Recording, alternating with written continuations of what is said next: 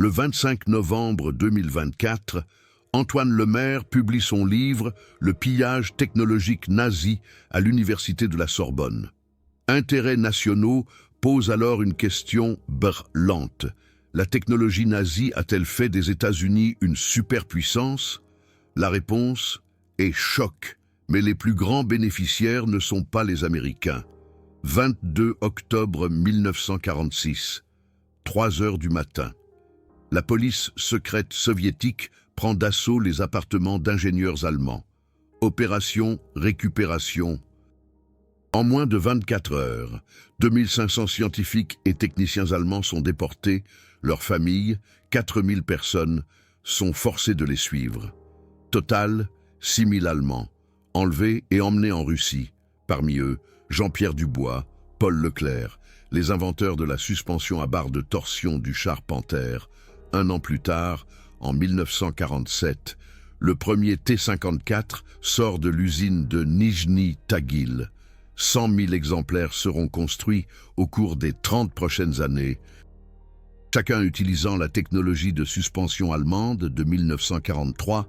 Aujourd'hui, en février 2025, Ukraine, Avdiivka, un T-90, le plus moderne des chars russes, est touché par un drone ukrainien. Les barres de torsion se brisent, le char est immobilisé. Les mêmes barres de torsion, la même technologie. Panthère 1943. 82 ans plus tard, aucune licence n'a été payée. Jamais. Aujourd'hui, je vais vous montrer la lignée technique documentée de Paul Leclerc en 1943. Jusqu'au T-90M dans la boue ukrainienne en 2025. La plus grande copie technologique de l'histoire militaire, comprenez-vous l'ampleur de la chose? 350 000 chars dans le monde. T-54, T-55, T-62, T-72, T-80, T-90, T-90M, M-46 Patton, M-47, M-48, M-60, M-1 Abrams, Léopard 1, Léopard 2, Challenger, Merkava, Leclerc, Type 96, Type 99, K1, K2, Black Panther, Arjun. Chacun de ces chars utilise la suspension à barre de torsion. Tous sont basés sur la conception allemande de 1943. Les chiffres sont abstraits. Si nous ne calculons que les barres de torsion elles-mêmes, 350 000 chars multipliés par une moyenne de 12 barres de torsion par char, cela donne 4,2 millions de barres de torsion produites. Valeur matérielle, environ 10 milliards d'euros. Rien que pour les barres elles-mêmes. Mais la vraie valeur, les programmes de développement de chars, 500 milliards d'euros investis à l'échelle mondiale dans une technologie basée sur la recherche de guerre allemande de 1943. Aucun frais de licence. Pas un seul euro versé à l'Allemagne. L'Union soviétique a produit à elle seule 200 000 chars équipés de barres de torsion allemandes. Les États-Unis, 35 000. La Chine, 20 000. Et aujourd'hui, en Ukraine, des T-90 même combattent des Léopards 2. L'ironie ultime. Panthère allemand de 1943 contre Panthère allemand de 1943. Les deux camps utilisent des concepts de suspension identiques. L'Allemagne paie des milliards pour le Léopard 2, rachetant sa propre technologie volée. Mais laissez-moi reprendre depuis le début. 1942. Atelier Henschel, à Kassel. L'armée allemande a besoin d'un char moyen capable de combattre le T-34 soviétique. Le problème n'est pas seulement le blindage ou la puissance de feu, c'est la mobilité. Le T-34 a une suspension Christie avec de grandes roues. La mobilité sur le terrain est excellente, mais la suspension a un inconvénient critique, 180 mm de débattement maximum. Cela signifie qu'à haute vitesse sur un terrain accidenté, des chocs violents. L'équipage est secoué.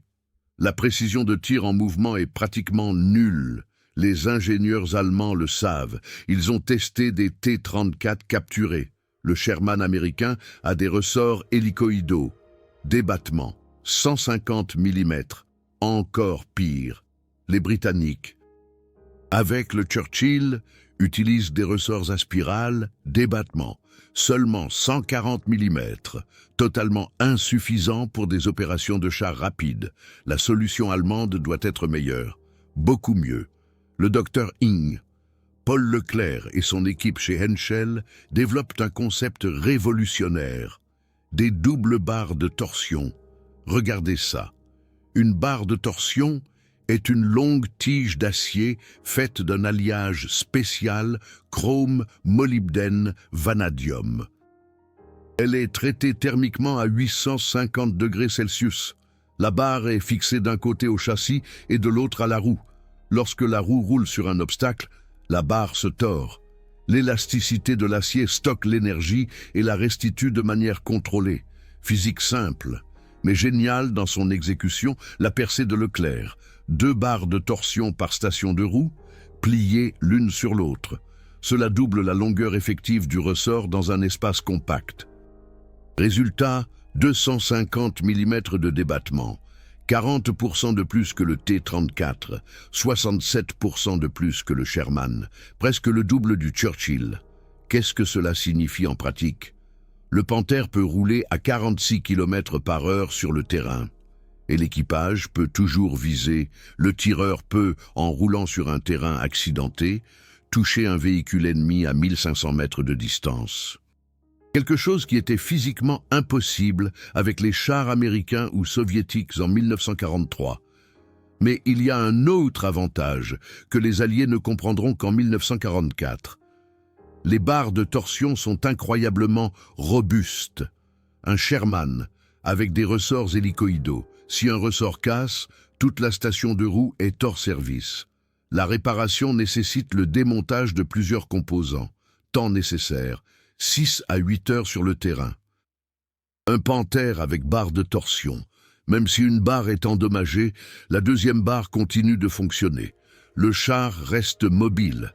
La réparation peut être effectuée après la bataille. Aucune défaillance tactique. Les ingénieurs allemands ont perfectionné le système entre mars et septembre 1942.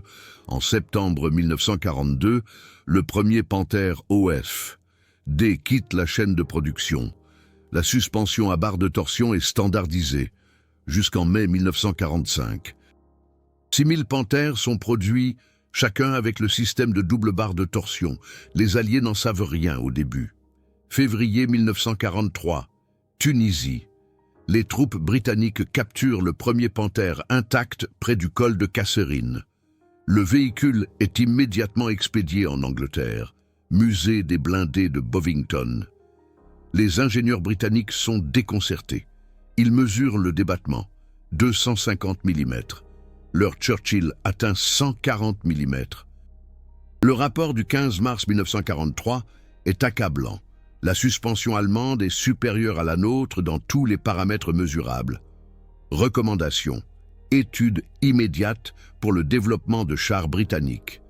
Mais les Britanniques produisent déjà Churchill, Cromwell, Crusader. Les chaînes de production sont établies. Un passage aux barres de torsion arrêterait la production pendant au moins 1 an. Ils décident continuer avec la technologie inférieure. La guerre ne peut pas attendre. Les Américains capturent leur premier Panther en juillet 1943 en Sicile.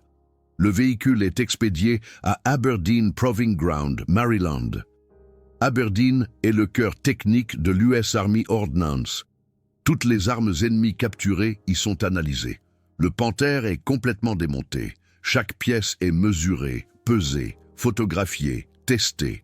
Le rapport de septembre 1944, 127 pages, est conservé à ce jour aux Archives nationales. Je cite directement la page 47. La suspension à barre de torsion du Panther témoigne d'une sophistication technique exceptionnelle.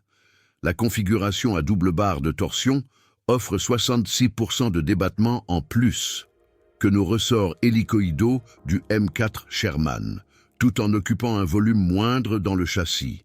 Les propriétés des matériaux des barres de torsion allemandes surpassent nos aciers à ressort actuels en termes de durabilité et de limites élastiques. Techniquement parlant, les Allemands avaient atteint en 1943 ce que les États-Unis ne parviendront à reproduire que vers la fin des années 1940. Mais voici la question qui tue. Pourquoi? Qu'est-ce qui rendait les barres de torsion allemandes si supérieures? La réponse réside dans la métallurgie. Barre de torsion allemande de 1943, acier au chrome, molybdène, vanadium. Teneur en carbone, 0,45 à 0,55%. Chrome, 0,8 à 1,1%. Molybdène, 0,15 à 0,25%. Vanadium, 0,1 à 0,2%. Traitement thermique, trempe à l'huile à 850 degrés Celsius, revenu à 420 degrés. Résultat, résistance à la traction de 1600 mégapascales. Limite d'élasticité de 1400 mégapascales. C'était la technologie de pointe en 1943. Aciers à ressort américain de 1943. Acier au carbone manganèse. Résistance à la traction. 1200 mégapascales. Limite d'élasticité. 1000 mégapascales. 25% plus faible. Le rapport d'Aberdeen recommande adoption immédiate de la composition d'alliage allemande. Mais il y a un problème. Les États-Unis ont déjà produit 40 000 Sherman en 1944, tous avec des ressorts hélicoïdaux. Les chaînes de production tournent à plein régime. 2000 chars par mois. Passer aux barres de torsion signifierait refonte complète du châssis. Nouveaux outils, nouvelle chaîne de production, nouveaux fournisseurs pour les alliages d'acier spéciaux. Délai, au moins 18 mois. L'armée dit non, nous gagnons avec la quantité. Un Sherman coûte 44 000 $. Un Panther coûte l'équivalent de 115 000 $. Nous pouvons produire 3 Sherman pour un Panther. Les pertes sont acceptables. Ainsi, des milliers de soldats américains sont envoyés au combat dans des chars avec une suspension inférieure. Ils le savent. Les témoignages des équipages sont accablants. Un commandant de M4 Sherman écrit en janvier 1945, après la bataille de Saint-Vith, « Nous ne pouvons pas viser en roulant, le Panther le peut, à 800 mètres de distance, et les 2 véhicules en mouvement. Ils nous touchent 3 fois, avant même que nous ayons une chance. Ce n'est pas un combat équitable, c'est un assassinat. Mais l'armée répond, tenez bon, nous avons plus de chars. Les Britanniques sont plus pragmatiques. À partir de 1944, ils commencent à étudier les barres de torsion allemandes capturées. Pas pour le Churchill, qui sera de toute façon bientôt retiré du service, mais pour la prochaine génération de chars. Ce sera important après la guerre. Mais les Soviétiques ont un autre plan. L'Union soviétique capture son premier Panther intact en juillet 1943 à Koursk.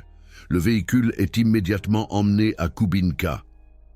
Le terrain d'essai de Koubinka, près de Moscou, est la version soviétique d'Aberdeen. Toutes les armes allemandes capturées y sont examinées. Le rapport du 15 mars 1945, j'ai la traduction des archives d'État russes, déclassifiées en 1991, est encore plus détaillé que l'américain. Les soviétiques mesurent tout. Ils testent les barres de torsion jusqu'à la destruction. Ils analysent la métallurgie. Ils comprennent, c'est l'avenir du blindage. Mais en 1945, l'Union soviétique produit 30 000 T-34 par an. C'est la plus grande production de chars au monde. Ils ne peuvent pas s'arrêter. Le T-34 gagne la guerre. Il est assez bon. Mais après la guerre, ils copieront cette technologie, la copieront complètement, et ils auront besoin des ingénieurs qui la comprennent. 22 octobre 1946, 3 heures du matin. La police secrète soviétique, le NKVD, prend d'assaut simultanément des centaines d'appartements dans toute l'Allemagne. Zone d'occupation soviétique. L'opération s'appelle Opération Récupération. Elle a été planifiée des mois à l'avance. Les objectifs, des scientifiques, des ingénieurs, des techniciens allemands, spécialisation, missiles, avions, chars, sous-marins, électronique. Tout ingénieur ayant travaillé pour l'armée allemande est une cible potentielle. La méthode est brutalement efficace. 3 heures du matin, coup de sonnette à la porte, officiers du NKVD avec des listes, ils ont 1 heure pour faire leur valise, 30 kg de bagages par personne. Leur famille doit les accompagner. Pas de discussion. Quiconque refuse est arrêté. Quiconque s'enfuit est abattu. En 24 heures, 2500 ingénieurs et techniciens sont arrêtés. 4000 membres de leur famille, femmes, enfants, sont contraints de les accompagner. Nombre total, 6000 Allemands déportés en Russie. Parmi eux, Jean-Pierre Dubois, 52 ans, ingénieur en chef chez Atelier Henschel. Spécialisation, suspension de char. Co-développeur des barres de torsion du Panthère, Paul Leclerc. 48 ans, ingénieur en chef. Développement du châssis, l'homme qui a inventé la configuration à double barre de torsion. Ils sont déportés à Nijni Tagil, région de l'Oural, 1400 km à l'est de Moscou. C'est là que se trouve la plus grande usine de chars de l'Union soviétique, Ural Vagon Zavod. C'est là que le T-34 est produit, 30 000 unités par an pendant la guerre. Maintenant, en 1946, la production continue. Mais Staline a ordonné « Développer un nouveau char, meilleur que tout ce que l'Occident a. » Et vous avez les ingénieurs allemands qui vous montreront comment faire. Jean-Pierre Dubois est emmené dans un petit appartement sur le site de l'usine. Gardé. Aucune possibilité de s'échapper. On lui dit « Vous travaillez maintenant pour nous. Vous développez une suspension à barre de torsion pour les chars soviétiques. Vous n'avez pas le choix. » Dubois comprend sa situation. Il est un prisonnier. Mais il est aussi un ingénieur. Et on lui donne une équipe, des ingénieurs soviétiques qui ont développé le T-34. Ils savent que leur suspension Christie est dépassée. Ils veulent apprendre. Alors Dubois commence à enseigner. Il dessine les plans du Panthère de mémoire, la configuration à double barre de torsion, le stockage, la connexion à la roue de roulement, la géométrie du train de roulement imbriqué. Tout. Et les soviétiques copiant exactement. Ils posent des questions. Pourquoi cet alliage d'acier? Dubois explique. Le chrome pour la dureté, le molybdène pour la ténacité, le vanadium pour la finesse du grain. Le traitement thermique est critique. Trempe à l'huile à 850 degrés Celsius. Trop chaud, l'acier devient cassant. Trop froid, pas assez de dureté. Les métallurgistes soviétiques prennent des notes. Ils adopteront la recette exacte. Pourquoi la configuration à double barre de torsion? Dubois explique les mathématiques. Le débattement est proportionnel à la longueur de la barre de torsion. Mais on ne peut pas simplement allonger la barre. Pas de place dans le châssis. La solution. 2 barres, pliées. Double longueur effective dans le même espace. Les concepteurs soviétiques comprennent immédiatement. C'est brillant. Ils vont l'utiliser. 6 mois plus tard, en avril 1947, le premier prototype sort de l'usine. Code interne, T-54. Il ressemble à un T-34, mais sous le châssis, des barres de torsion. Des barres de torsion allemandes, exactement selon les spécifications de Jean-Pierre Dubois. Débattement. 248 mm, presque identique au Panthère.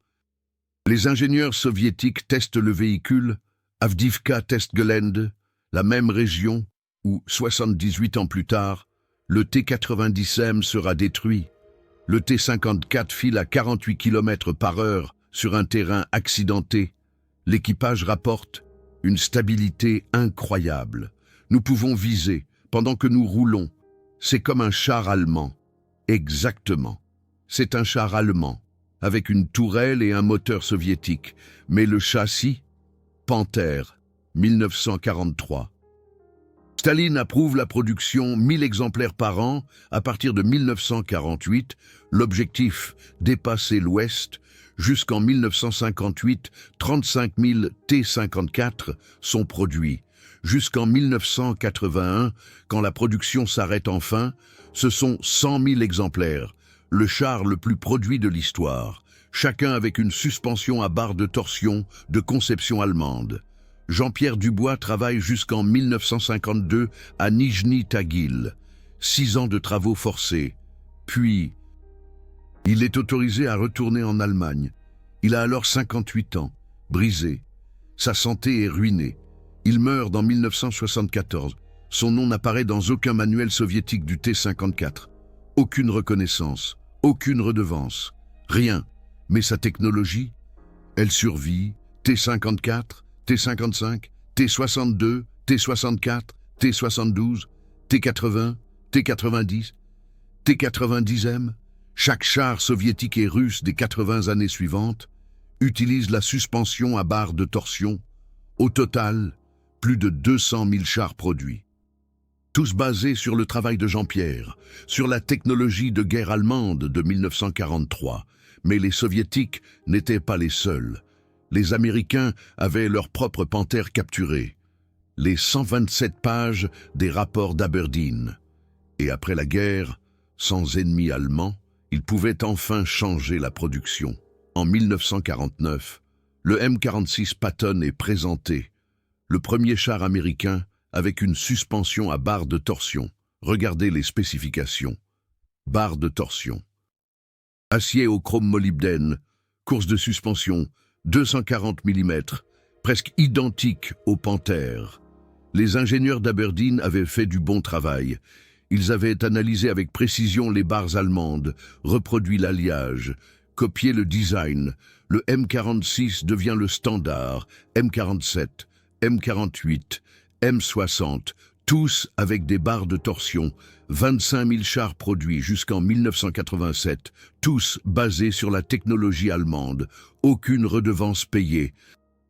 Jamais mentionné dans les livres d'histoire officiels, mais la filiation technique est claire. Et puis vient l'ironie ultime. Allemagne, 1965. La Bundeswehr a besoin d'un nouveau char de combat. Le Léopard 1 est développé par Krauss-Maffei. Les ingénieurs étudient les conceptions de chars modernes. Ils voient le M60, le Centurion, le T-54. Tous utilisent des barres de torsion. Alors, ils décident des barres de torsion pour le Léopard 1. Ils ne savent pas, ou ils ne l'admettent pas, qu'ils copient leur propre technologie vieille de 22 ans, le Panther, le design que Jean-Pierre Dubois et Paul Leclerc avaient perfectionné en 1943. Maintenant, il est racheté par l'Allemagne, par des consultants américains et britanniques utilisant les données d'Aberdeen qui provenaient de chars allemands capturés. Le Léopard 1 coûte à l'Allemagne 2,5 millions de marks allemands par unité. 2400 exemplaires sont produits. Coût total. 6 milliards de marks allemands. Ils rachètent leur propre technologie volée pour des milliards. Mais ça devient encore plus absurde. 1979, Léopard 2, le char occidental le plus moderne. Des barres de torsion, bien sûr. Chrome molybdène vanadium, course de suspension, 250 mm, exactement comme le Panther. La physique n'a pas changé. La conception optimale a été atteinte en 1943. 3500 Léopard 2 sont produits. Coût par unité, 5 millions d'euros. Coût total, 17,5 milliards d'euros. L'Allemagne paie pour la technologie Panther. Encore. Et maintenant, en 2025, ces chars se battent en Ukraine. Léopard 2A6. Technologie allemande de 1943. Vendue à l'Allemagne pour des milliards. Maintenant livrée à l'Ukraine. Contre qui se battent-ils? T-90M. Technologie russe, mais sous le châssis. Les mêmes barres de torsion. La même physique. Panther. 1943. C'est l'ironie. Le 15 février 2025. Un Léopard 2A6 est touché près d'Avdiivka, artillerie russe. Une barre de torsion casse. Le char est immobilisé. 4 jours plus tard, le 19 février, un T-90M est touché par un drone ukrainien. Les barres de torsion cèdent. Le char reste bloqué. La même faiblesse. Panther, 1944, avait le même problème. Rapports allemands de l'offensive des Ardennes. Si une barre de torsion est endommagée par des tirs, toute la station de roue doit être démontée. Le temps nécessaire, 12 heures, dans des conditions de combat, 82 ans plus tard, Léopard 2 était 90e. Problème identique, physique identique, parce que les deux utilisent le même design. Et puis, est arrivé le livre d'Antoine Lemaire, 25 novembre 2024, Le pillage technologique nazi, l'exploitation alliée de la science allemande après la Seconde Guerre mondiale. Presse de l'Université de la Sorbonne. 376 pages, 1247 références. Antoine Lemaire est historien. Il a passé des années dans les archives, National Archives USA, archives d'État russes, archives fédérales allemandes, archives nationales britanniques à Kew. Il a documenté toute l'opération Paperclip et l'opération Récupération, le pillage systématique de la technologie allemande. Le chapitre 7 traite des chars. Il cite les rapports d'Aberdeen, les analyses de Bovington, les tests soviétiques de Kubinka. Il documente la déportation de Jean-Pierre Dubois. Les travaux forcés de Paul Leclerc, la copie exacte des barres de torsion du Panther dans le T-54. Et il pose la question que personne ne veut poser. Était-ce du vol ou du butin de guerre? La revue Intérêts nationaux publie le même jour un article. La technologie nazie a-t-elle fait des États-Unis une superpuissance? La réponse est compliquée. Mais pour les chars, la réponse est oui. Sans la technologie Panther capturée, le M46 n'aurait pas existé. Sans M46, pas de M48. Sans M48, pas de M60. Sans M60, pas de M1 Abrams. Toute la gamme de chars américains de l'après-guerre est basée sur la recherche de guerre allemande. Et les soviétiques, sans Jean-Pierre Dubois, pas de T-54, sans T-54, pas de 200 000 chars soviétiques. Sans ces chars, pas de domination blindée soviétique pendant la guerre froide. La filiation technique est absolument claire. Mais personne n'a jamais payé de redevance. Personne n'a indemnisé Jean-Pierre Dubois ou sa famille. Personne n'a reconnu Paul Leclerc. Leurs noms ont disparu des livres d'histoire, mais leur technologie, elle vit dans chaque char moderne, dans le monde entier, et maintenant, pendant que j'écris ce script, 350 000 chars sont en production active ou en service, tous avec une suspension à barre de torsion. T-80 en Russie, M1A2 Abrams aux États-Unis, Léopard 2A8 en Allemagne, Challenger 3 au Royaume-Uni. Leclerc en France, Merkava en Israël, Type 99A en Chine, K2 Black Panther en Corée du Sud, Arjun en Inde. Chacun utilise le concept que Paul Leclerc a perfectionné en 1943. La question n'est pas de savoir si la technologie a été volée, les rapports techniques le prouvent. Aberdeen, septembre 1944, la suspension à barre de torsion sera adoptée pour les futurs chars américains. Bovington, mars 1945. Les chars britanniques d'après-guerre utiliseront des barres de torsion. Rapport de Kubinka, mars 1945, déclassifié en 1991. La suspension à barre de torsion est obligatoire pour les chars soviétiques après 1946. Les documents existent. La question est, était-ce légal? Après la guerre, la technologie du perdant appartient au vainqueur. C'est un butin de guerre, accepté par le droit international. Mais qu'en est-il des ingénieurs? Jean-Pierre Dubois n'était pas un nazi, il n'était pas un criminel de guerre. C'était un ingénieur qui a conçu un meilleur mécanisme de suspension et il a été déporté. 6 ans de travaux forcés. Contraint de reproduire sa propre technologie pour l'ennemi, est-ce légal? Les conventions de Genève stipulent que le travail forcé des prisonniers de guerre est acceptable pour les travaux non liés à la guerre. Mais en 1946, la guerre était terminée. Dubois n'était pas un prisonnier de guerre, c'était un ingénieur civil. Sa déportation était, techniquement parlant, un enlèvement, mais personne n'a protesté. L'Union soviétique avait 27 millions de morts pendant la guerre. Ils estimaient qu'ils avaient le droit de prendre la technologie allemande par la force, si nécessaire. Et les Américains, les Britanniques, ils ont pris les plans du Panther à Aberdeen et Bovington, pas de déportation. Seulement des plans, est-ce mieux? Est-ce plus moral de copier la technologie sans enlever les ingénieurs? Le livre d'Antoine Lemaire pose ces questions. Il n'offre pas de réponse simple, mais il documente les faits. Et les faits sont clairs. 350 000 chars dans le monde sont basés sur la technologie allemande de 1943, développés par des ingénieurs dont les noms sont oubliés, dont le travail a été systématiquement copié, dont les familles n'ont jamais été indemnisées. Et l'Allemagne paie aujourd'hui des milliards pour acheter des chars basés sur la technologie allemande. Le Léopard 2A8, tout juste commandé, 6 milliards d'euros pour 105 chars, 57 millions d'euros par pièce. Les barres de torsion, chrome, molybdène, vanadium. Course de la suspension, 250 mm. Panther, 1943. L'Allemagne rachète sa propre technologie, pour la 3e fois. Et les fabricants? Rheinmetall, Krauss-Maffei.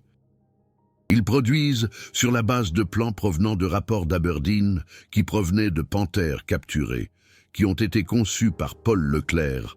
Mais le nom de Leclerc n'apparaît nulle part dans les supports marketing. Nulle part dans les manuels techniques, il est oublié. Sa technologie est partout. Mais qu'en est-il des autres pays?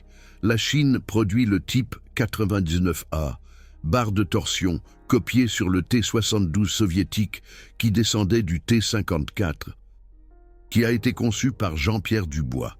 La Corée du Sud produit le K2 Black Panther, barre de torsion, conception basée sur des consultants du M1 Abrams, qui utilisaient les données d'Aberdeen, qui provenaient de panthères capturées.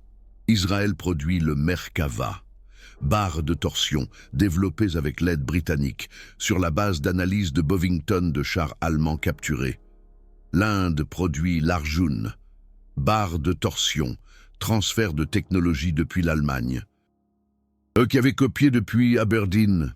La chaîne est infinie, chaque pays a copié sur un autre, mais tous remontent à une source. Atelier, Henschel, Cassel, 1943, Paul Leclerc et Jean-Pierre Dubois. Des ingénieurs allemands qui voulaient résoudre un problème. Comment construire une meilleure suspension de chars? Ils n'avaient aucune idée que leur solution serait utilisée dans 350 000 chars dans le monde 80 ans plus tard. Ils n'avaient aucune idée que l'Union soviétique les enlèverait pour copier leur travail. Ils n'avaient aucune idée que l'Allemagne elle-même paierait un jour des milliards pour racheter leur technologie. Mais c'est exactement ce qui s'est passé. Et maintenant, en 2025, en Ukraine, des chars se combattent en utilisant la même technologie de suspension, Léopard 2 contre T-90M, Panther 1943 contre Panther 1943, l'ironie ultime de l'ingénierie allemande. Et puis se pose la question, qu'est-il arrivé aux autres ingénieurs déportés? L'opération récupération a déporté un total de 2500 ingénieurs allemands, pas seulement des spécialistes des chars, des scientifiques en fusée, des concepteurs de sous-marins, des ingénieurs aéronautiques, des experts en électronique, des chimistes, quiconque avait développé une technologie de pointe pour l'armée allemande. Ils ont tous été arrêtés dans la nuit du 22 octobre 1946. En 24 heures, l'opération était planifiée depuis des mois. Le NKVD avait dressé des listes. Chaque ingénieur dans la zone d'occupation soviétique qui avait des connaissances utiles sur le plan militaire était marqué 3 heures du matin. Arrestation, 6 heures du matin. Transport à la gare la plus proche, 12 heures. Wagon de marchandises en direction de l'Est. Le voyage a duré 2 semaines. Les conditions étaient brutales. Wagon de marchandises sans chauffage. Octobre en Russie, température proche de 0 degré, peu de nourriture. pas de soins médicaux. Plusieurs déportés sont morts en chemin. Leurs familles ont été forcées de les accompagner pour que les ingénieurs ne puissent pas s'échapper. Chantage émotionnel. Si vous vous échappez, votre femme sera arrêtée. Vos enfants iront dans un orphelinat. La plupart sont restés. Que pouvait-il faire? Jean-Pierre Dubois est arrivé à Nijni Tagil. D'autres ingénieurs ont été envoyés dans différentes villes. Helmut Grötrup, spécialiste des fusées V2, à Kapustin Yar. Il allait développer la fusée soviétique R1, une copie exacte de la V2. Werner Baum, expert en moteurs à réaction, à Kuibychev. Il allait travailler sur des moteurs à réaction soviétiques. Nikolaus Riehl, physicien nucléaire, à Elektrostal. Il allait aider à construire des bombes atomiques soviétiques. Chacun de ces hommes était un expert de classe mondiale, et tous ont été contraints de travailler pour l'Union soviétique, sous surveillance, sans rémunération, à part un minimum vital, 6 à 10 ans de travaux forcés, et puis, quand ils n'étaient plus utiles, certains ont été autorisés à rentrer, beaucoup, péas. Jean-Pierre Dubois a travaillé 6 ans à Nijni Tagil, de 1946 à 1952. Il a tout appris aux ingénieurs soviétiques sur les barres de torsion, l'alliage, le traitement thermique, la configuration géométrique, le stockage, l'intégration dans le châssis. Les soviétiques ont absorbé chaque détail. Ils ont posé des milliers de questions. Dubois a répondu « Que pouvait-il faire ?» Il était un prisonnier et il était un ingénieur. Si on lui donne un problème technique, il le résout. C'est sa nature. Les soviétiques l'ont compris. Ils l'ont traité relativement bien. Un meilleur logement que les ouvriers ordinaires. Plus de nourriture, accès à des livres techniques, mais il était toujours un prisonnier, surveillé, contrôlé. Son courrier était censuré, ses mouvements limités. Il ne pouvait pas quitter Nijni Tagil. Et puis, en 1952, son travail était terminé. Le T-54 était en production de masse, 5000 exemplaires produits. Les ingénieurs soviétiques comprenaient la technologie complètement. Ils n'avaient plus besoin de Dubois. En mars 1952, on lui a dit « Vous êtes autorisé à retourner en Allemagne ». Il avait 58 ans. Sa santé était ruinée. 6 ans dans des conditions sibériennes. Mauvaise alimentation. Stress. Il est retourné à Kassel, sa ville natale. Mais Atelier Henschel n'existait plus. L'usine avait été détruite pendant la guerre. En 1952, en Allemagne de l'Ouest, il n'y avait pas de travail pour un ingénieur spécialisé dans les suspensions de chars. L'Allemagne ne produisait pas de chars. C'était interdit jusqu'en 1955. Antoine Lemaire vivait d'une petite retraite. Il ne parlait jamais publiquement de son séjour en Union soviétique. Trop traumatisant, trop dangereux aussi. La guerre froide était à son apogée. Il est décédé en 1974, à l'âge de 80 ans. Sa nécrologie dans le journal de Kassel mentionnait « Ancien ingénieur des ateliers Henschel ». Aucune mention du Panthère, aucune mention de la déportation. Aucune mention du fait que son travail vivait dans 100 000 chars soviétiques. Il était oublié, mais sa technologie, elle dominait le monde. 1958. L'Union soviétique a produit 35 000 T-54. Elle les exporte vers la Chine, la Pologne, la Tchécoslovaquie, la Corée du Nord, l'Égypte, la Syrie. Chaque pays du pacte de Varsovie et de nombreux alliés reçoivent des T-54. La Chine commence sa propre production. Type 59, un clone sous licence du T-54. Ils en produisent 10 000 exemplaires jusqu'en 1985. Chacun avec des barres de torsion allemandes, aucune licence n'est payée à l'Allemagne. La Corée du Nord produit le Chonma-O, encore un dérivé du T-54, 2000 construits. Technologie allemande, aucun paiement. La production soviétique continue, T-54, puis T-55, une version améliorée. Même barre de torsion, 50 000 construits, puis T-62, T-64, T-72. Toutes des variations de la même technologie de base. Suspension à barre de torsion de conception allemande.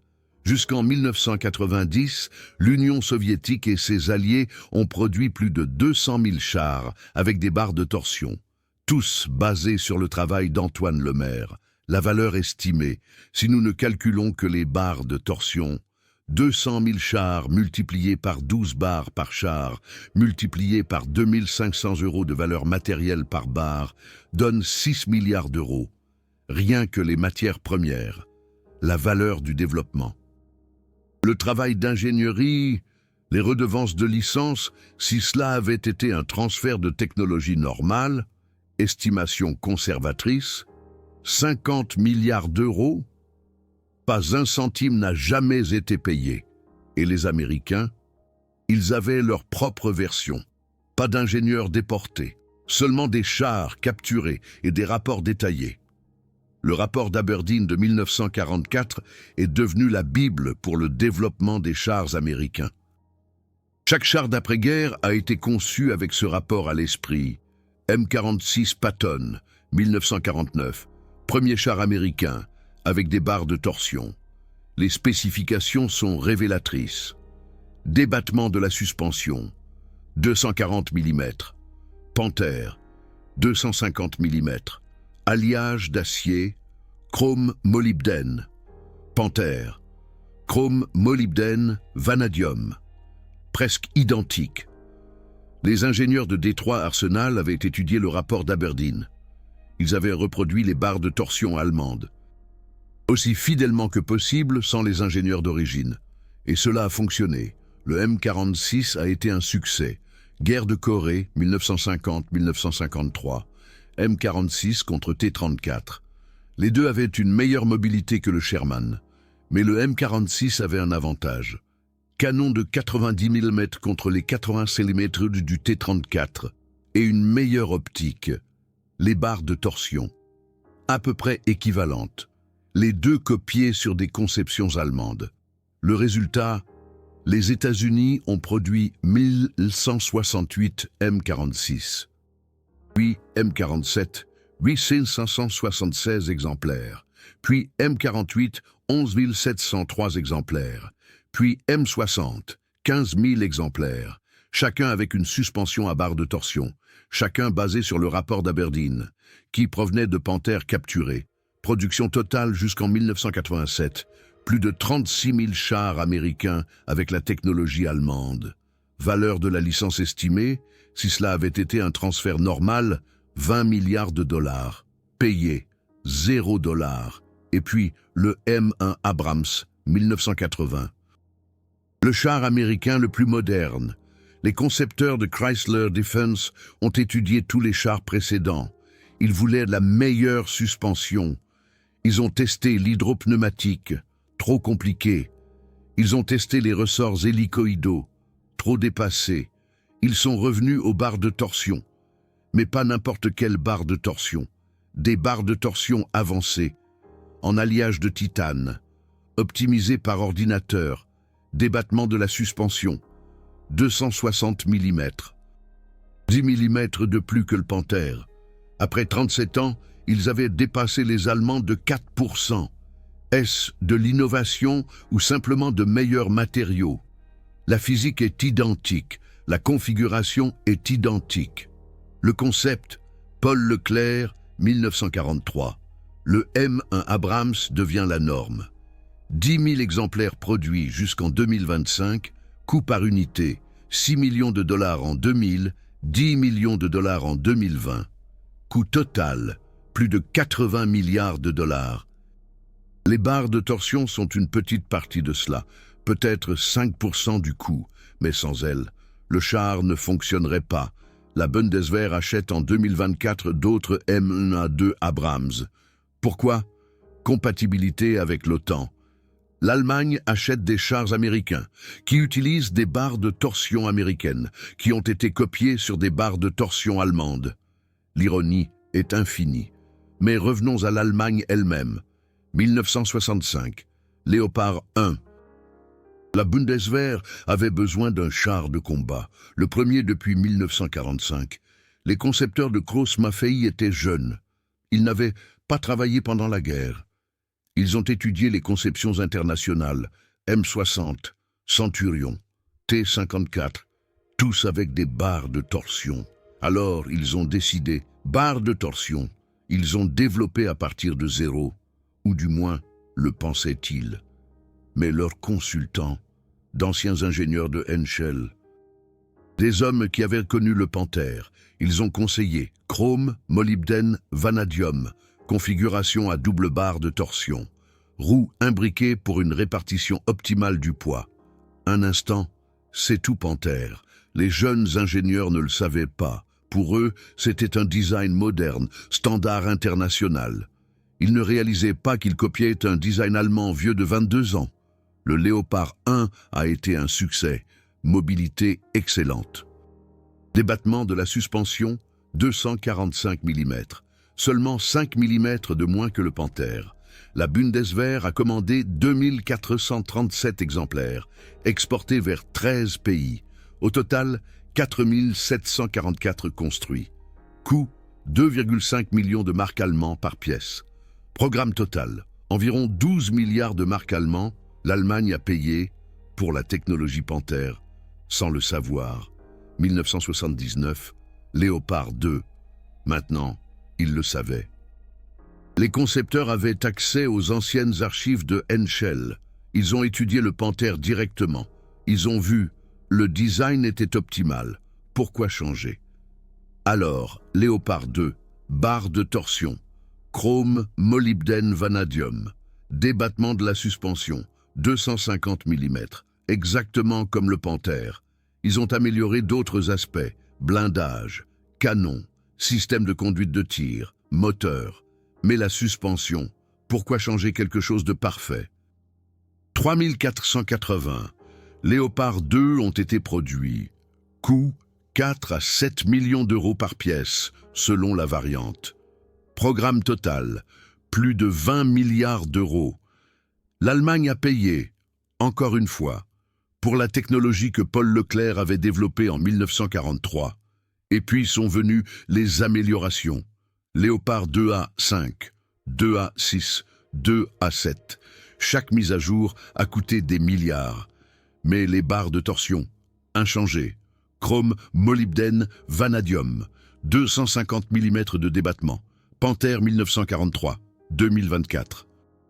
Le Léopard 2A8 est annoncé. Prix 57 millions d'euros par char. Commande 105 exemplaires pour la Bundeswehr. Coût total 6 milliards d'euros. Les barres de torsion. Toujours chrome molybdène vanadium. Toujours 250 mm de débattement.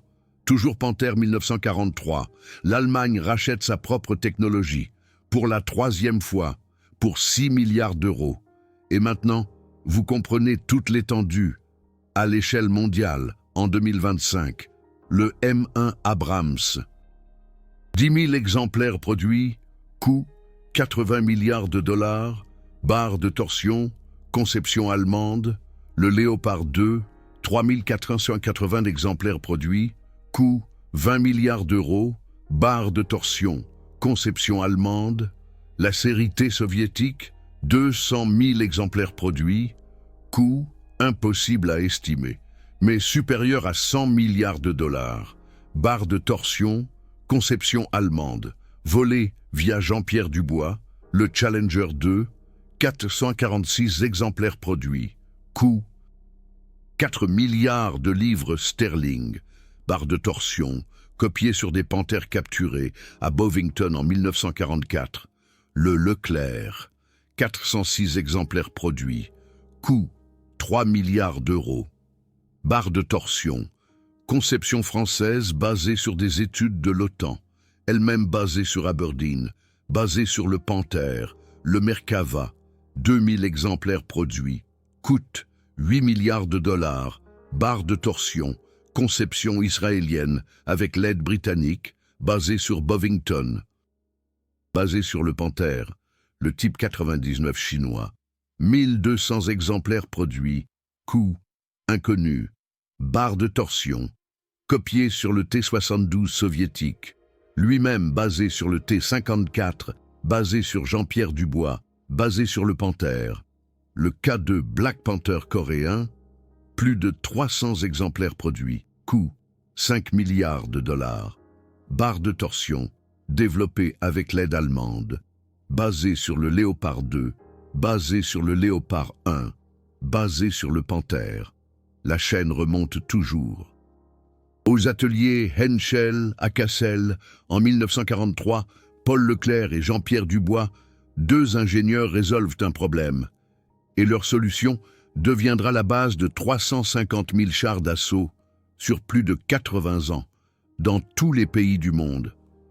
Valeur totale estimée, de manière conservative, des programmes de chars utilisant les barres de torsion, 500 milliards de dollars à l'échelle mondiale, montant versé à l'Allemagne, 0 $. Mais attendez, il y a un autre aspect dont personne ne parle. Les barres de torsion elles-mêmes ne sont qu'une partie de l'histoire. Le VRA génie était le système global, le système de roulement à roues imbriquées, les roues qui se chevauchent du Panther. Ce n'était pas un hasard. Leclerc et son équipe avaient optimisé toute la géométrie. Les roues qui se chevauchent répartissent le poids sur davantage de points d'appui. Cela réduit la pression au sol. Le Panther pesait 45 tonnes. Pression au sol, 0,88 kg par centimètre carré. Le Sherman pesait 30 tonnes. Pression au sol, 1,05 kg par centimètre carré. Le Panther, plus lourd, avait moins de pression au sol. Meilleure mobilité en tout terrain. C'était de l'ingénierie révolutionnaire. Et les soviétiques l'ont partiellement copié. Le T-54 n'a pas un système complet de roues imbriquées. Trop compliqué pour la production de masse. Trop difficile à entretenir dans la boue. La boue gèle entre les roues. Mais ils ont repris le concept. Plus de roues, meilleure répartition du poids. Le T-54 a 6 roues de chaque côté. Le T-34 en avait 5. Les Américains ont aussi appris. Le M-46 a 6 roues. Le Sherman en avait 6 mais plus petites. Le M1 Abrams a 7 roues. À chaque génération, plus de roues. Pourquoi? Parce que le Panther avait montré plus de points d'appui, meilleure mobilité. Des ingénieurs allemands, en 1943, avaient perfectionné les calculs. Et aujourd'hui, en 2025, ces conceptions s'affrontent en Ukraine. Le T-90e, le char russe le plus moderne, barre de torsion, conception allemande, via le T-54, via Jean-Pierre Dubois. 6 roues, concept influencé par le Panther, le Léopard 2A6, char allemand, barre de torsion, directement du Panther, 7 roues, évolution du concept de roues imbriquées, Avdivka, février 2025. Un T-90e est touché, artillerie. L'explosion frappe le côté gauche, une barre de torsion casse. Le véhicule bascule sur la gauche. L'équipage ne peut plus conduire. Il quitte le char. 4 jours plus tard, un Léopard 2A6 est touché. Artillerie russe. L'explosion endommage 2 barres de torsion sur le côté droit. Le char est immobilisé. L'équipage évacue. Même point faible, même physique. Le Panther, en 1944, avait exactement le même problème. Rapports allemands des Ardennes, décembre 1944. Si une barre de torsion est endommagée par le feu ennemi, une réparation dans des conditions de combat est extrêmement difficile. Il faut démonter toute la station de roues. Temps nécessaire, 10 à 14 heures avec un outillage complet, sous le feu, impossible. Le char doit être abandonné. 81 ans plus tard, Avdivka, T-90e et Léopard 2. Problème identique, point faible identique. Pourquoi? Parce que tous les deux utilisent la même technologie. Les barres de torsion sont solides, mais si elles cassent, le char est fini. Il n'y a pas de réparation rapide.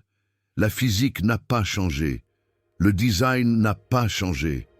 Paul Leclerc, en 1943, avait conçu le système optimal, mais il avait aussi créé ses limites. Et 81 ans plus tard, des soldats se battent avec ses limites. Imaginez l'ironie. Des ingénieurs allemands conçoivent le Panthère. Les Alliés le capturent. Les Soviétiques déportent les ingénieurs. Tout le monde copie le design. Tout le monde produit des dizaines de milliers de chars. Et ensuite, 80 ans plus tard, ces chars s'affrontent en Ukraine.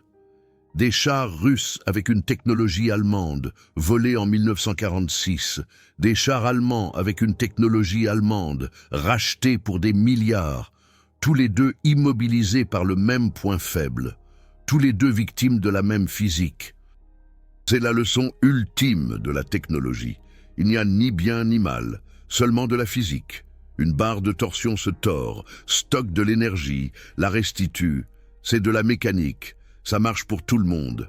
Allemagne, Union soviétique, États-Unis, Chine, Corée, peu importe qui l'utilise. La physique est neutre, mais les gens ne sont pas neutres. Jean-Pierre Dubois a été déporté. 6 ans de travaux forcés. Il a appris à ses ennemis comment copier son invention. Ensuite, il a été jeté. Paul Leclerc est mort à Cassel, oublié. Son nom ne figure dans aucun manuel de chars moderne. Mais leur technologie, elle vit dans 350 000 chars. Dans toutes les armées modernes du monde, leurs noms sont oubliés, leur travail est partout. Ces vérités techniques ne sont pas seulement de l'histoire, elles sont dans chaque smartphone, dans chaque avion, dans chaque missile qui vole aujourd'hui. Tous les véhicules militaires modernes utilisent des concepts que des ingénieurs allemands ont perfectionnés sous une pression extrême. Et l'histoire de cette technologie, comment elle a été volée, copiée, déportée, vendue, nous dit quelque chose sur la nature de l'innovation elle-même. Si vous appréciez cette documentation technique, si vous pensez que ces ingénieurs oubliés méritent d'être reconnus, si vous voulez que je continue à révéler ces lignes techniques cachées, alors soutenez cette chaîne avec Super Thanks. Cette recherche nécessite des centaines d'heures dans les archives, des traductions de documents russes, l'étude de rapports techniques. Votre soutien rend ce travail possible. Merci. Dressons le bilan technique. Panthère, 1943, 6000 exemplaires produits. Coût, environ 700 millions de Reichsmarks. Barre de torsion. Révolutionnaire. Développé par Paul Leclerc et Jean-Pierre Dubois. Ligne T-54 soviétique, 1947-1990, 100 000 exemplaires produits, basé sur le travail forcé de Jean-Pierre Dubois, coût estimé à 50 milliards de dollars, redevances versées à l'Allemagne, $0, série M américaine, 1949-1987, 36 000 exemplaires produits, basé sur les analyses d'Aberdeen des panthères capturées, coût estimé à 100 milliards de dollars. Redevance à l'Allemagne, $0. Série Léopard, allemande, 1965-2025, 6900 unités produites, basée sur une technologie propre datant de 1943, coût environ 35 milliards d'euros. L'Allemagne rachète sa propre technologie.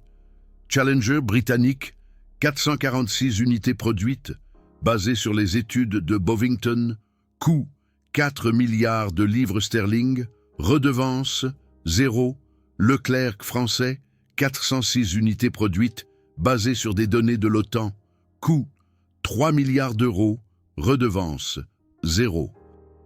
Merkava israélien, 2000 unités produites, basées sur l'aide britannique, coût 8 milliards de dollars, redevance 0.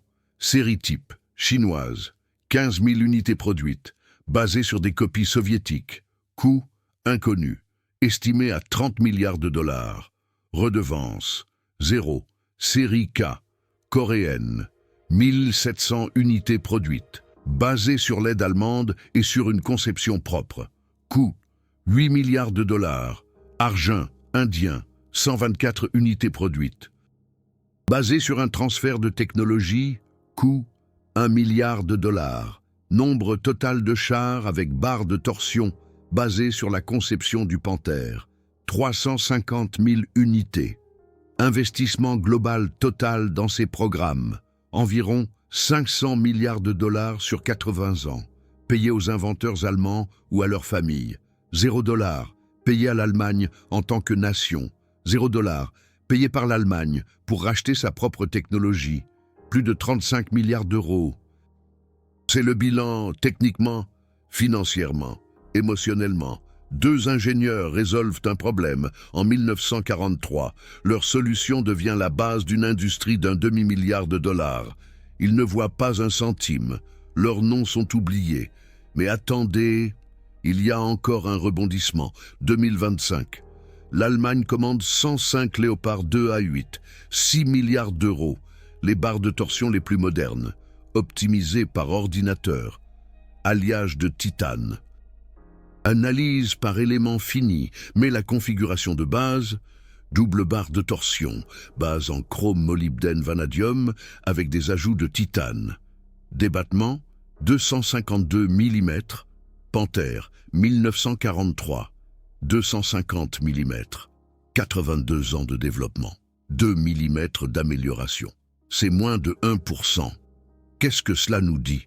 Qu'en 1943, Paul Leclerc avait atteint une conception presque parfaite. La physique ne permet pas d'amélioration significative. Des barres de torsion plus longues nécessitent plus d'espace, ce qui n'est pas disponible. Des alliages plus résistants sont marginalement meilleurs, mais aussi plus chers. La conception optimale a été atteinte en 1943 et en 2025. Nous l'utilisons encore. Mais voici la question plus profonde. Le transfert de technologie était-il un vol? En droit international, le butin de guerre est légal. Les Alliés ont gagné la guerre. La technologie allemande leur appartenait. Étudier les panthères capturées était légal. Copier les conceptions était légal. Mais déporter Jean-Pierre Dubois, c'était en 1946. Après la fin de la guerre, il n'était plus prisonnier de guerre. Il était un ingénieur civil. Sa déportation était techniquement un enlèvement, et son travail forcé, les conventions de Genève interdisent le travail forcé de civils. L'Union soviétique a violé le droit international. Mais qui protesterait? La guerre froide avait commencé.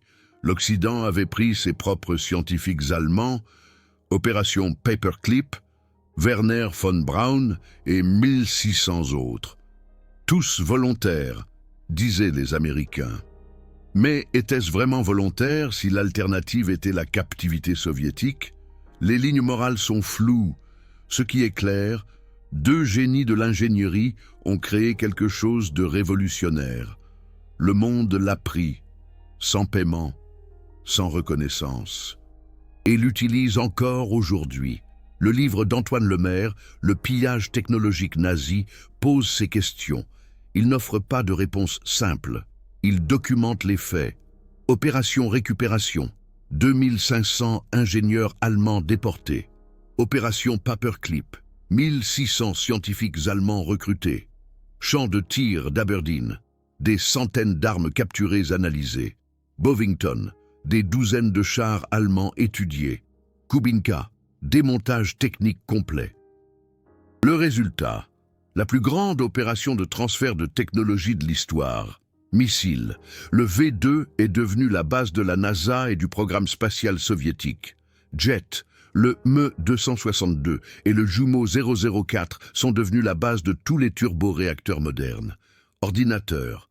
Le Conrad Zuse Z3 a influencé les premiers ordinateurs numériques. Sous-marin. Le type 21 est devenu la base de tous les sous-marins modernes. Missiles. Le Fritz X et le HS-293 sont devenus la base des armes guidées. Et chars. Les barres de torsion du Panthère sont devenues la base de 350 000 chars modernes. Intérêts nationaux demandent. La technologie nazie a-t-elle fait des États-Unis une superpuissance? Partiellement, oui. Sans V2, pas de Saturne C, sans Saturne Phi. Pas d'alunissage, sans alunissage, pas d'avance technologique pendant la guerre froide. La chaîne est claire. Mais l'Union soviétique a davantage profité des chars, 200 000 chars avec la technologie allemande. C'était la base de la puissance militaire soviétique pendant la guerre froide. Sans Jean-Pierre Dubois, le T-54 n'aurait pas existé. Sans T-54, pas de domination des chars soviétiques en Europe de l'Est. Et aujourd'hui, en Ukraine, les deux camps se battent avec la technologie allemande de 1943. T-90 russe. Barre de torsion allemande via Dubois. Léopard 2 allemand. Barre de torsion allemande directement. Les deux immobilisés par la même faiblesse. Les deux victimes de la même physique qu'Ernst Lehr a perfectionné en 1943 à Cassel. La leçon? La technologie est neutre. Elle sert tous ceux qui l'utilisent. Elle ne connaît pas de loyauté. Elle n'a pas de mémoire. Une barre de torsion fonctionne aussi bien pour l'armée rouge que pour la Bundeswehr, que pour l'US Army, que pour l'APL chinoise. La physique ne discrimine pas, mais les gens sont déportés, les gens sont oubliés, les gens meurent inconnus. Paul Leclerc et Jean-Pierre Dubois ont créé quelque chose qui dure 80 ans, qui vit dans 350 000 machines, qui rend possible une industrie d'1 demi-milliard de dollars, mais leur nom, inconnu. Sauf dans des archives techniques obscures, sauf dans cette vidéo. C'est la véritable histoire de la technologie moderne des chars, pas des nations. Pas des armées, deux ingénieurs, un problème, une solution, et un monde qui a pris sans remercier. Si vous avez écouté jusqu'ici, vous comprenez maintenant, chaque fois qu'un char moderne roule, que ce soit en Allemagne, en Russie, en Amérique, en Chine, en Corée, il utilise une technologie que deux ingénieurs allemands oubliés ont perfectionnée en 1943.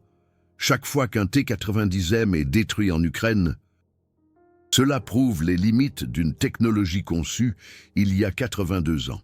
Chaque fois qu'un Léopard 2 est immobilisé, l'histoire des Ardennes en 1944 se répète.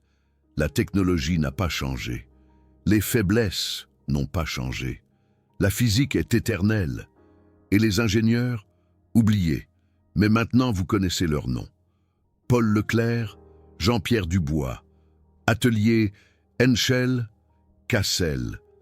1943. Les hommes qui ont rendu possible 350 000 chars.